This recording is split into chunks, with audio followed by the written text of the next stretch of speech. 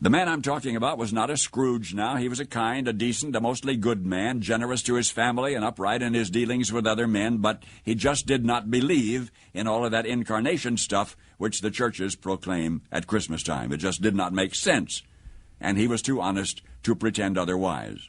He could not swallow the Jesus story about God coming to earth as a man.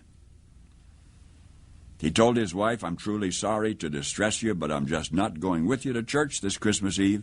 He said he'd feel like a hypocrite, that he'd much rather just stay home, but that he would wait up for them. So he stayed, and they went to the midnight service. Now, shortly after the family drove away in the car, snow began to fall. He went to the window to watch the flurries getting heavier and heavier. Then he went back to his fireside chair, began to read his newspaper. Minutes later, he was startled by a thudding sound, and then another, then yet another. At first he thought somebody must be throwing snowballs against the living room window.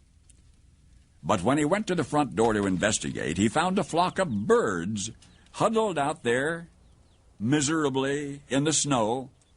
They had been caught in the storm.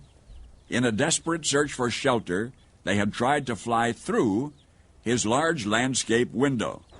That was what had been making the sound. Well, he couldn't let those poor creatures just lie there and freeze. So he remembered the barn where his children stabled their pony.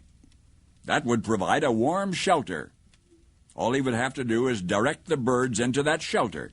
Quickly he put on a coat and galoshes, and he tramped through the deepening snow to the barn, and he opened the doors wide. And inside the barn he turned on a light so the birds would know the way in. But the birds did not come in. So he figured that food would entice them. He went back into the house and fetched some breadcrumbs and sprinkled those on the snow, making a trail of breadcrumbs to the yellow-lighted, wide-open doorway of the stable. But to his dismay, the birds ignored the breadcrumbs.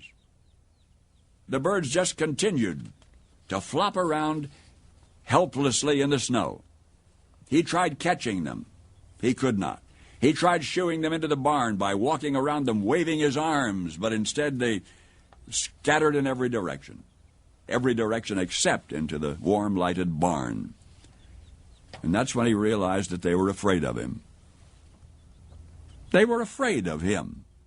To him, he reasoned, "I'm a strange, terrifying creature. If only I could think of some way to let them know that they can trust me, that I'm not trying to hurt them but to help them. But how? Any move he made tended to frighten them and confuse them. They just would not follow. They would not be led or shooed because they feared him. And he thought to himself, if only I could be a bird now, if I could be a bird and mingle with them and speak their language and tell them not to be afraid, then I could show them the way to the safe, warm barn. But I would have to be one of them, wouldn't I? So they could see and hear and understand. At that moment, the church bells began to ring. The sound reached his ears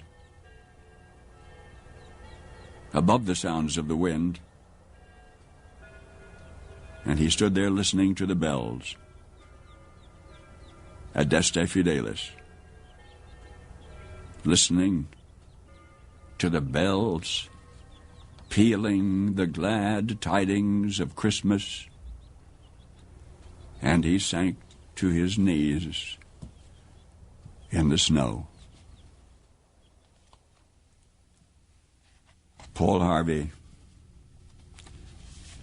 I hope for you and those you love, this will be a wonderfully Merry Christmas.